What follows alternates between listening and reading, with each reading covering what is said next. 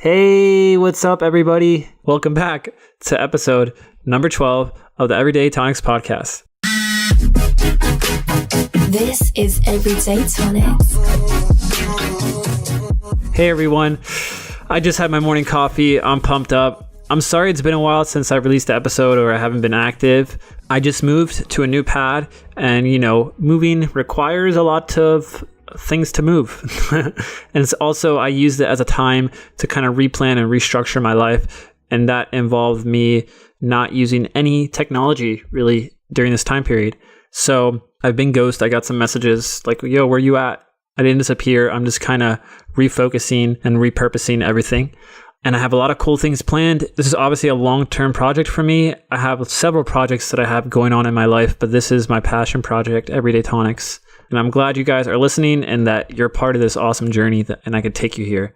So this episode, I found this website. Well, first of all, this term telehealth was like new to me. I'm like, because my whole thing with this podcast is I want to educate myself and in the process, educate everyone else and we can learn and we can grow together. And when I heard about telehealth, which is just an alternative to therapy, but it's online, I was like kind of mind struck. It got me super intrigued. So I got someone to interview who has his own telehealth company. There's not a lot out there. And his name is Brandon, and he is the owner of ModernTherapy.online. And they're doing awesome things, and they're growing and expanding. So it's cool to pick his brain. And we talk about all the things you need to know about how it works and how to get started, pretty much. And this is super important because, getting your mental game like sharp is so crucial to whatever you want to do in life, to be honest. And I can't tell you countless people that I've come across in my personal life who I see they have a lot of opportunity and they're being 100% crippled by fear. And, therapy doesn't have to be something if you have a problem, you go to therapy. You can be extremely proactive with therapy. Some of the most highest performing people in the world, athletes, business owners, they all go to therapy because they're trying to optimize their mental health game. And this is going to be a 2-part episode because I'm trying to make these episodes shorter for you guys. Having 1-hour interviews I don't personally listen to interviews that long, so I'm going to make them shorter for 2 parts for the longer interviews. So in this first part, we're going to be talking about things like online versus offline therapy with Brandon, how he started the company, and some other cool topics like addictions, like what causes addictions, how to know if you have an addiction and overcome it, and, knowing your personality type, how important that is, and much more. But the cool thing is, if you stay to the end, there's a cool offer that Brandon has. He extended it to me, and I'm extending it to you guys. 1 free week of online therapy. So if you have something that you want to address and you're interested and you want to take advantage of this, because seriously, this offer is limited time. Like, it's that good of an offer. The value price of a free week of therapy, I don't know the price tag exactly on it, but that's hundreds of dollars. And you can figure out if it's right for you or not right for you. But you can find the coupon code for that at the end of this episode. So I'll stop my rambling. We'll get into this and hear my discussion with Brandon. So Brandon, thanks so much for being on the podcast, man. So can you give listeners a quick introduction to who you are and, to how this journey started? Yeah, so absolutely. Thanks for, having me on the show. I appreciate it. Any opportunity to, kind of talk about mental wellness is a great one. So I want to, I'll start by telling a little bit about myself. So my name is Brandon Christensen. I'm the founder of Modern Therapy. We do online mental health care. So it's, basically connecting people with therapists in a way that's convenient, affordable and private. Through text, email, phone, and video. Okay. And I read somewhere that, it seems like a newer industry. Like is it called telehealth? Am I getting it right? Yeah. It's called telehealth. It's happening, not just within the mental health space, but health in general. A lot of doctors' offices are, doing sessions, via telehealth. So it's just a great way to make care more affordable and accessible to the people who need it. And do you feel like because it is it does involve technology, is the demographics aged younger? Yeah. So, I was surprised when we first started the company. I thought that it would be a lot more younger people that would be kind of leveraging it. But what I'm finding is that we really have clients coming to us from all different types of ages and background. It's been interesting to kind of see that. So I would think too, like for younger people, there's like a hesitation because when you're young, like, I don't know, like problems are newer. So I would say, and I don't know if it's like a responsibility. There's so many factors to why a young person would be shy to seek therapy. But what would you say to people who have things, but they don't have like the right guidance or they don't even know where to start? Yeah, it's a good question. I think that there's a stigma around mental health, that, is getting less and less, kind of publicized. I think that it's an intimidating first step to make, like talking to somebody about your inner struggles, your inner feelings. One of the things that I think should be at the forefront is really like talking about mental wellness. Like everybody has issues with mental health. And I think that there needs to be, an easier way for people to take that step, right? I mean, I think if we were to like poll the listeners of the show, 100% of them would say that they've experienced grief or that they've experienced like a bad breakup or overwhelming stress and anxiety in their life. And that's something that you shouldn't be ashamed of, right? I mean, talking to a third party that's completely removed, I think is extremely beneficial. And, that's kind of the reason why we're doing what we're doing is to kind of remove some of that stigma and, kind of get people the access that they need. A lot of our clients are really, have never tried therapy before. Yeah. I mean, it is a stigma because maybe it's that when people think that therapists, they think that they don't like to admit that something would be wrong with them. Like it's a pain point. But to me, like a therapist is just like, it's just a coach, a coach for like a team or someone that's like on your side, that's like not judging you, that's trying to like help you out. And some of the like the most like successful people and people who are higher performers, they all have coaches, We have, it's funny that you say that because we actually, on our social media platforms, we kind of, market the fact that, hey, like a lot of people that you wouldn't think, have gone to therapy actually do go to therapy. Like, I saw the post about Pope Francis. I was like, oh, the Pope had a therapist? Yeah, Pope Francis. Yep, exactly. Posted that one. I was shocked to learn that too. Like, I don't know how that therapist got the Pope as a client, but I mean that's got to be an interesting session, right? Does, yeah.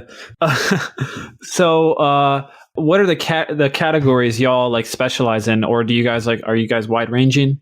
Yeah, absolutely. So, like, we're a startup company, so just kind of give you a little bit of background on it. I started the company with my wife. She's a licensed clinical social worker, LCSW. We started over the summer. I kind of helped her get the company started. My background's more in technology consulting. So I worked for a large national company consulting businesses on like compliance, HR, software, all that kind of fun stuff. And I've always kind of had a passion for mental health, which is what kind of made me want to get involved with modern therapy. So I made the choice to, kind of go all in this January. And I've been doing that ever since. But the categories, we see a wide range of people, right? Most of our clients are just kind of dealing with anxiety, depression, relationships, stress. Those are the kind of the major things that most people, I would say, deal with. Our service really works well for people who kind of, like you said, want a coach, right? They want to be mentally well and they're not severely mentally ill. There's some certain situations where online therapy isn't really the best fit. So depending on the needs of the client, that's kind of, what we take a look at. I'll also say too that like we have therapists that specialize in different areas. So, right now we're a startup company. So we're in the Northeast, we're in New Jersey, New York, Pennsylvania, Connecticut. And so, we'll listen to the needs of the client and then we'll pair them with the therapist that's kind of like the best fit for them. So right now we have 5 therapists. You pretty much read my mind there because I was literally going to ask like how personalized is the process. But yeah, there you go. You answered my question. Every new member gets, the first step of the process is clients come to us through our website and then they get an initial consultation where they'll kind of get on the phone and talk a little bit about, their needs, what they're looking for in a therapist. Have they tried therapy before? Give a little bit of background. And then that membership coordinator serves as like the point of contact, for that client as they use our service. So if someone like lived in the state, do y'all offer in person, or is this like business just online? yeah, so all of it is online. Okay. Yeah. What would you say the pros and cons are of like online versus offline? Yeah, so research actually shows that there's research backing that online therapy is just as effective as in-person therapy. And, judging on like kind of feedback that I've heard from clients and, from my wife's experiences actually doing the therapy, it's, really effective. Some of the pros is that, the obvious ones, right, that you don't have to drive to a session. Everybody's kind of running at 1,000,000 miles an hour. Everybody's super busy. And it's just more convenient to be able to jump on a phone call every week. There's less stigma, for those who are hesitant to actually try therapy for the first time. You don't have to go through, kind of the awkward experience of sitting in a waiting room and, risking maybe somebody, will see that you're there. That's a big problem that a lot of people have with, is taking that first step to go seek therapy. And then it's also a lot more affordable. So I'll talk a little bit about, kind of the cost structure around therapy. It's very expensive to go. A session that's less 1 hour can typically run anywhere from like $85 to $300, out of pocket. So even with insurance, with copays, the average session is between like $25 to $60 for a copay, depending on like what your deductible is. So online therapy allows us to offer therapy that's more affordable, that's more accessible, and that's a lot more convenient. So I would say that, those are kind of the pros. The cons is you don't get the face-to-face interaction that you would in a normal, therapeutic environment. But we find that people are more open. Do you do video as well? Yeah, we do video. So that's the other thing. But what's really interesting about the video is that a lot of our clients prefer to do phone calls, which was another kind of surprising fact to me. But I guess if you think about it, it kind of makes sense. Okay. In my head, like I can imagine, like the convenience factor is huge because imagine if someone has, they want therapy because they have work stress and, instead of driving somewhere and then, having to do a session and paying a lot, they can just on their car ride home, do a phone call, whatever. Yeah. On their break or anything. Works. You touched on, work right there. And I think it's also like speed of implementation, like right when something they feel something's triggered, they can get direct communication. Yeah, exactly. One of the big problems with like traditional in-person therapy is that the therapy centers, really kind of all across the country are booked. It takes a week or two to at least to schedule a therapy appointment. Some centers have month-long waiting lists. It's a growing problem, in the United States. 1 in every 5 people has a diagnosed mental illness, and that's, diagnosed. I'm sure that, and you don't need to necessarily have a mental illness to, do therapy. So the need is there. And, with online therapy, you can work with your therapist when something's going on, not a week or two later. So. Okay. So I think depression can be caused a lot just by like neurochemistry, or like a lot of mental illnesses are neurochemistry.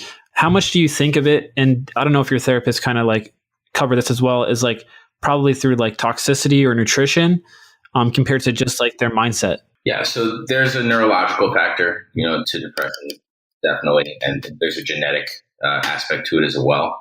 I think that, a lot of mental illnesses are, caused by environments, right? I think that, the physical health and mental health are extremely closely tied. And I think that, if you're not taking care of your body, if you're not listening to your body, you're going to be at a higher risk of, kind of developing something like depression. Are the people that you're hanging around with, how are they influencing, your state? So different factors in your environment are going to contribute to, the different levels of depression, that kind of, and just using depression as an example, depression is just one, kind of area, right? I mean, one of the things that we see a lot is people trying to manage stress. I think that everybody is at a point where they're very anxious and stressed right now, at least a large part of the population. There's a study, American Workplace, and I was reading it the other day, and it said that 80% of workers feel stress when they're working, right? And nearly half say they need to learn how to manage their stress better. So, managing stress, managing anxiety is also something that, we focus on with a lot of clients as well. Okay. How important do you think it is for someone to like know their personality type? Because everyone's different, in a way, just like inherently, some people are more extroverted, introverted, some people are more creative. Like, there's a lot of personality like quizzes out there and tests like Hexaco and such. Is that a factor in y'all's work? Yeah. I think it's, I think it's really important to, know yourself and know your state, know your mind, right? And know some of the things that, may lead to increased anxiety. Like if you know that you're going to be in certain situations that are going to make you anxious, maybe it's best to avoid them. It's really important to just kind of know who you are and listen to that. But a lot of people, it takes a long time to kind of figure out who you are, right? That's a whole other conversation. Is how much of it is I'm sure this is huge, like upbringing and like your parents, the effect that your parents can have on you. Yeah, I think that's a huge aspect of it, and that kind of goes back to the conversation of like nature versus nurture, and I think that, your parents they're teaching you everything as you grow up, right? They're with you for 18 years of your life, longer, and they're having a massive impact on, your thoughts, your ambitions, your dreams, how you function in day to day, what they're teaching you. So that's a huge part of it. I also think there's a large part of us as humans that's nature as well. I think that we're built to kind of be creative and kind of go after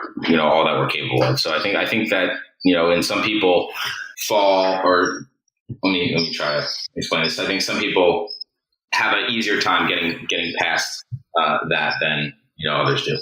Okay. I mean, I feel like we also live in a completely different world, and with technology and such and society and like information overload, what role do you see that impacting in people's mental health? Yeah, I think it's totally adding to it. Like we can at any point, go on Instagram or Snapchat and see what other people are doing, and we end up comparing our lives and ourselves to other people. And I think just having that constantly blown up in your face is, a difficult thing. I think it's adding a lot to, mental health concerns. We're at a time where the technology that we can leverage is, has a lot of pros to it, whereas it's easier to communicate with people. It's easier to get checked in. But at the same time, it adds to our disconnect. It's kind of like a weird dichotomy because we're more connected than ever, but a lot of that connection is happening, face to face. So we end up actually feeling more lonely, and there's been a ton of research done on how dangerous like loneliness is to, your mental health. So I think, that combined with the, constantly comparing ourselves with other people's lives, I think, definitely have a damaging effect. So it's a double-edged sword, right? So it's good, and it's also yeah. So it's everything in my. Of course, yeah. It's finding that balance, not being too extreme on one end.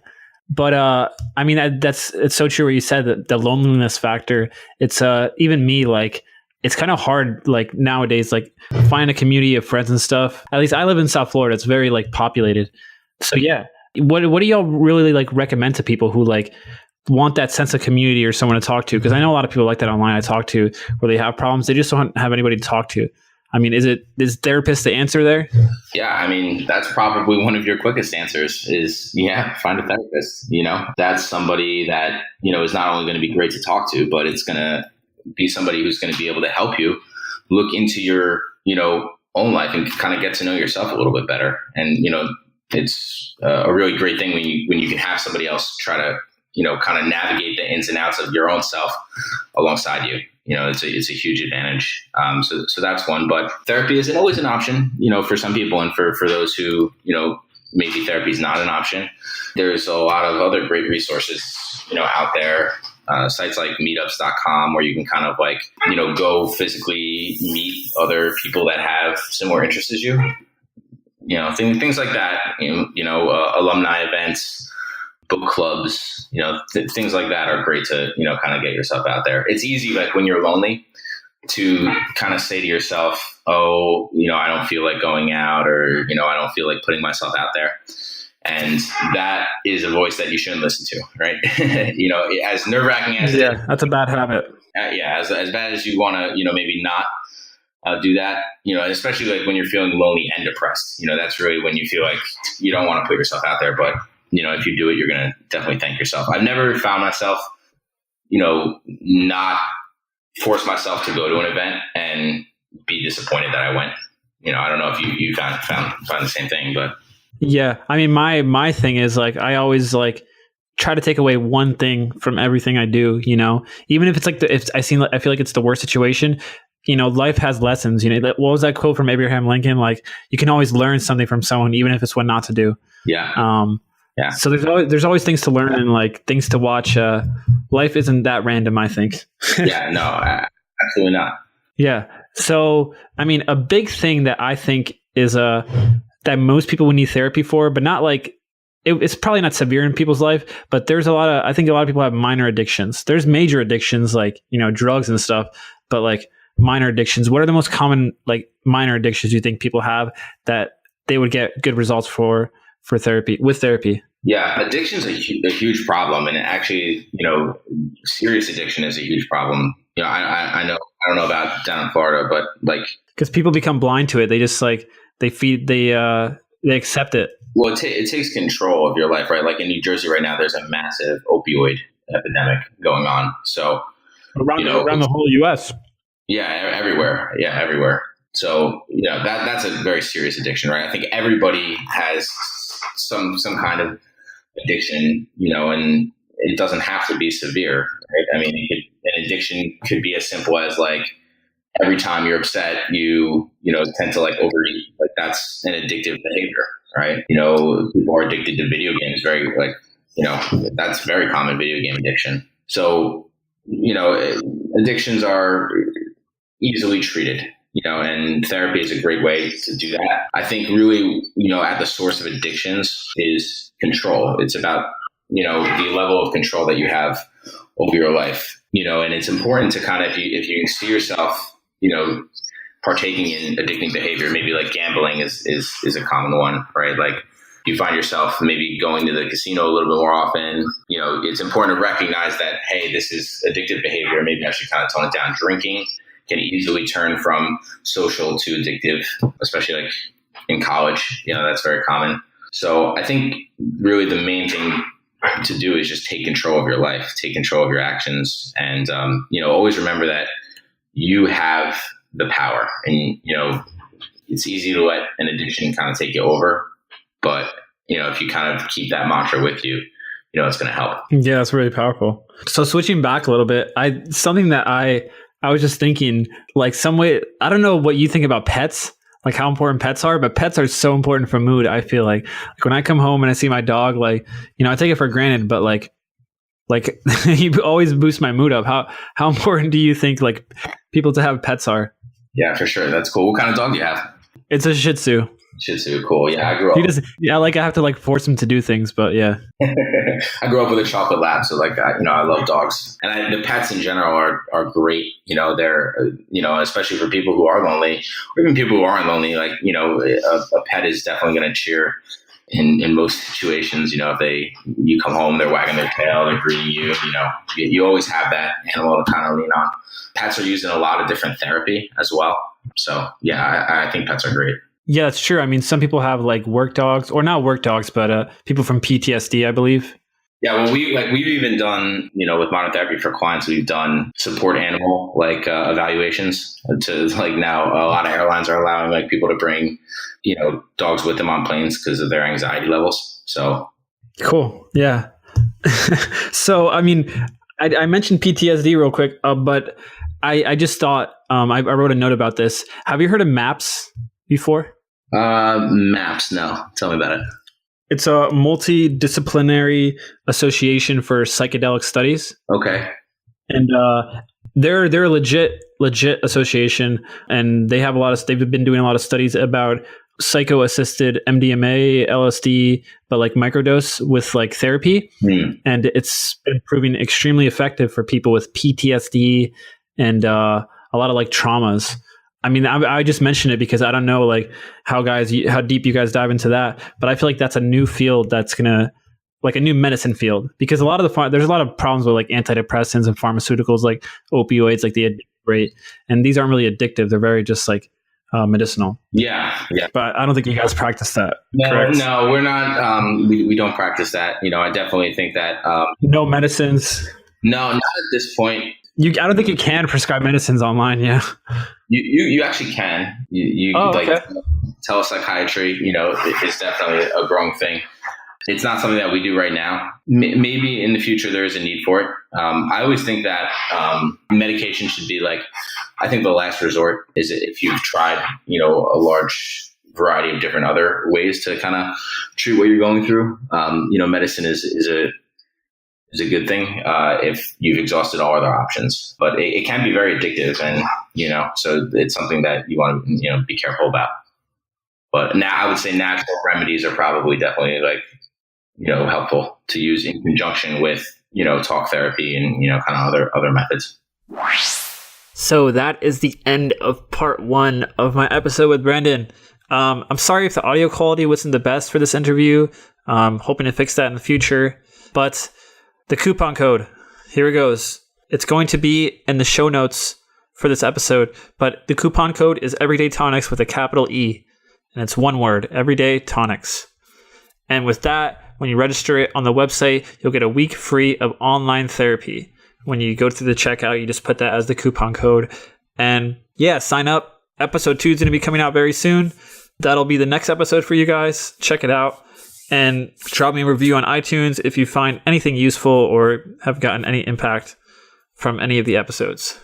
Thank you, and I'll see you next time. This is Everyday Tonics.